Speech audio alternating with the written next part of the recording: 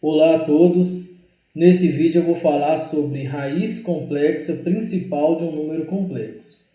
Nós vimos no vídeo anterior que, dado o número z elevado a 1 sobre n, são as raízes enésimas complexas de z indicadas por w, mais w é um símbolo que representa um conjunto de valores, que é o conjunto wk, das raízes enésimas complexas de z, que é dado por essa forma, variando k de 0 até n menos 1.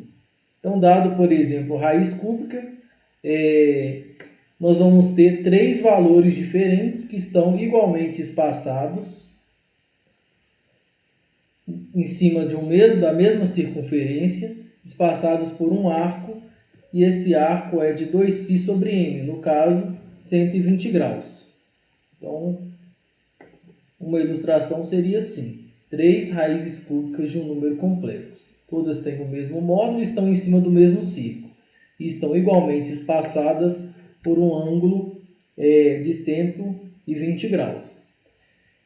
Quando a gente vai fazer esse cálculo, se você pega um argumento θ diferente de uma outra pessoa, de um colega seu, o que vai acontecer é que a ordem com a qual você acha essas raízes pode ser diferente. Então, pode ser que você ache essa primeiro, depois ache essa, e o seu colega ou outra pessoa, a partir do momento que, se ela utilizar um outro argumento, o argumento não é único, esse valor de θ, ela pode começar daqui, depois caminhar para cá e depois caminhar para cá. Mas isso não importa, porque o importante é o conjunto das raízes. O conjunto ele é o mesmo. Então, esse θ não precisa ser o argumento principal do número complexo z.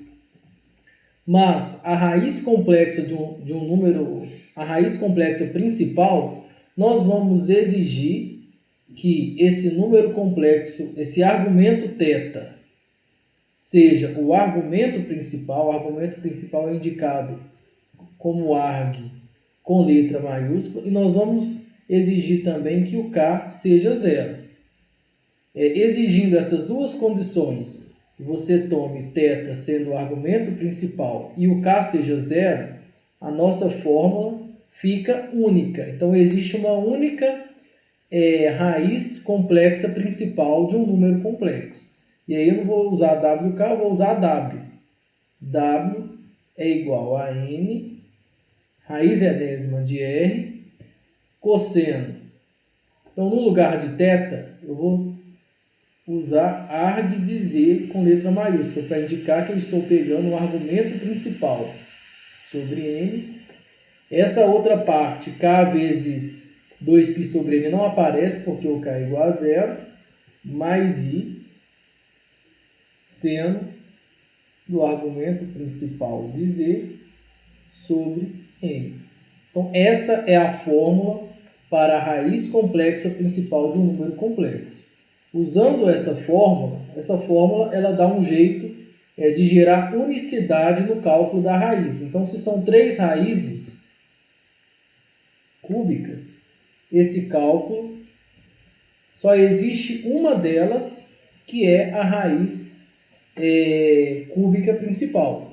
Então, se são, sei lá, raiz oitava complexa, que são 8, mas a principal é só uma e ela é única. Todo mundo tem que achar o mesmo valor e a fórmula é essa. Essa fórmula basicamente é a fórmula de cima, acrescentando essas duas condições. Então, vamos dar um exemplo. Suponha que eu queira determinar a raiz cúbica principal. Então, raiz cúbica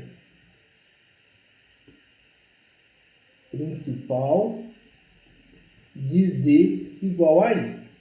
No vídeo anterior, nós calculamos todas as raízes cúbicas complexas de z igual a i. Então, nós vamos preocupar agora qual que é a principal. Então, a gente já sabe que a resposta é uma delas. Qual que é o nosso primeiro passo? Representar z na forma polar, utilizando o argumento principal. Então, vamos lá. Primeiro passo. como Z é igual a I, é fácil determinar o valor do raio, que é 1, que é o módulo, né? Então, R é igual a 1. E o argumento que a gente tinha determinado, que é 90 graus, é π sobre 2. E observe que π sobre 2 está entre menos 180 e 180.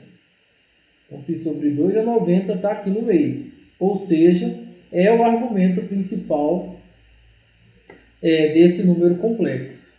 Então, a gente não precisa fazer nenhum ajuste para deixar o argumento principal. O argumento principal é π sobre 2. Então, a gente já está pronto para utilizar a fórmula. Qual é a raiz cúbica principal de Z igual a I? W é igual a raiz cúbica de R. Raiz cúbica de R é 1. Nós vamos fazer π sobre 2 sobre n. O n é igual a 3, porque nós estamos falando de raiz cúbica. Então, π sobre 2 dividido por 3 é π sobre 6. Então, cosseno de π sobre 6 mais i seno de π sobre 6. Então, pronto. W é igual a cosseno de 30, raiz de 3 sobre 2, mais i seno de 30 graus, que é igual a meio. Então, mais meio vezes i. Então, tá aí. Essa é a raiz cúbica principal de Z igual a I, que no caso coincidiu com W0 do vídeo anterior. Sempre vai coincidir com W0? Não, pode ser que seja a segunda, a terceira e por aí vai. Só vai coincidir com W0 quando no cálculo de W0 foi utilizado o argumento principal, né? Então, por isso que coincidiu com W0. Bom, essa definição de argumento principal, ela faz com que, naquele caso, que a gente já sabe que 4 elevado a meio, nos números complexos, tem dois valores, 2 e menos 2.